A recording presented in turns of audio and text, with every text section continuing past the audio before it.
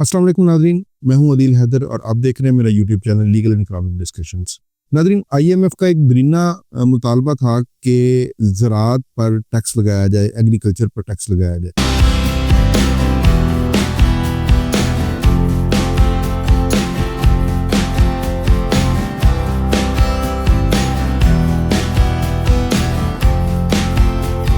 नवंबर 2024 में तमाम सूबों में ये लेजिस्लेशन हुई और नवंबर 2024 में पंजाब में ये एक जो एग्रीकल्चर एक्ट था 1997 का, उसके अंदर अमेंडमेंट आई और एग्रीकल्चर के अंदर मुख्तलिफ किस्म की इस्लाहात की गई, जो कि एक अमेंडमेंट की सूरत में वो पंजाब असम्बली से पास हो गए। और उसके बाद उसके अंदर अभी जो स्लैब रेट्स थे वो नहीं आए थे, सिर्फ अमेंडमेंट्स हो गई थी, क्योंकि ये एक दरीना मुतालबा भी था कि एग्रीकल्चर सेक्टर को टैक्स किया जाए, क्योंकि पाकिस्तान में तमाम तर जो बोझ है टैक्सेस का वो कारोबारी हजरात ही उठाते हैं और जो एग्रीकल्चर के साथ मुंसलिक लोग हैं वो टैक्स या तो देते नहीं है या बहुत कम टैक्स देते हैं। तो इसमें जो नई अमेंडमेंट आई अभी कल, उसके अंदर जो है वो उसके अंदर उन्होंने रेट्स, जो जिस रेट्स पे एग्रीकल्चर की इनकम पे, आमदन पे टैक्स लगेगा, वो रेट्स भी उन्होंने जारी कर दिए हैं।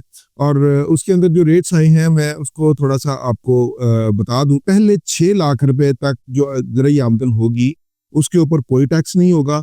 6 लाख से 12 लाख रुपए तक रकम होगी उसके ऊपर 15% टैक्स होगा। 12 लाख से 16 लाख तक 90,000 जमा 20% टैक्स होगा। और अगर किसी की आमदन 16 लाख से 32 लाख तक होती है तो 16 लाख रुपए तक 1,70,000 रुपए टैक्स, और जो 16 लाख से 32 लाख रुपए तक की अमाउंट होगी उसके ऊपर 30% टैक्स जो है ना वो उसके ऊपर लागू होगा। पांचवा स्लैब है वो 32 लाख से 56 लाख तक है। जो 32 लाख रुपए तक है उसके ऊपर 6,50,000 रुपए टैक्स होगा, और 32 लाख से ऊपर जो 56 लाख के दरमियान जो फिगर आएगी उसके ऊपर 40% टैक्स होगा। छठे नंबर पे 56 लाख तक जो होगा वो 16,10,000 रुपए टैक्स होगा, और उसके ऊपर जो होगा 56 लाख से अगर ऊपर किसी की आमदन जाती है तो उसके ऊपर 45% टैक्स होगा।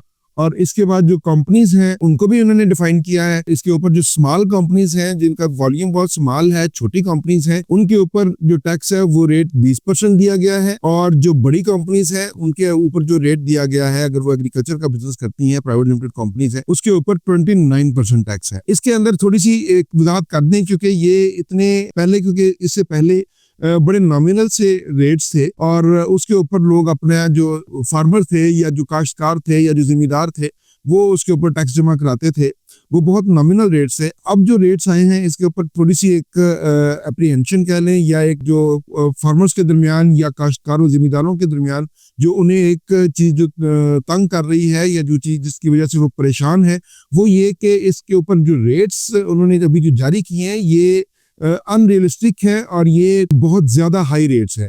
और इसकी जो असेसमेंट होगी वो एवरेज प्रोडक्शन की बेस के ऊपर इसकी एवरेज होगी, और इसके ऊपर टैक्स होगा, और जो इसके ऊपर रिटर्न है वो दाखिल करना लाजम करार दे दी गई है। और वो सेल्फ असेसमेंट के स्कीम के तहत ही देंगे कि वो जितनी उनकी प्रोडक्शन होगी वो उतनी ही उसके अंदर ज़ाहिर करेंगे। और अगर किसी का केस जो है ना वो ऑडिट के लिए या उसकी जो उसको प्रूव करने के लिए आ जाता है तो उसके ऊपर जो रेट लगेगा वो एवरेज जो होगा वो उसके ऊपर रेट लगेगा। फर्ज किया कि अगर कोई बंदा बहुत कम आमदन शो करता है और टैक्स को बचाने की कोशिश करता है तो असिस्टेंट कलेक्टर जो है वो उसको नोटिस कर सकता है। नोटिस करने के बाद उसकी जो एक उनके पास एक एवरेज जो प्रोडक्शन रेट होगा उसके ऊपर उसकी असेसमेंट होगी। मगर सबसे पहले जो रिटर्न्स आपने फाइल करनी है वो आपकी जितनी प्रोडक्शन हुई है, एक्चुअल प्रोडक्शन हुई है, वो उसमें से अपने अखराजात जो है ना वो माइनस करके, मिनहा करके वो जो आमदन होगी उसके ऊपर आप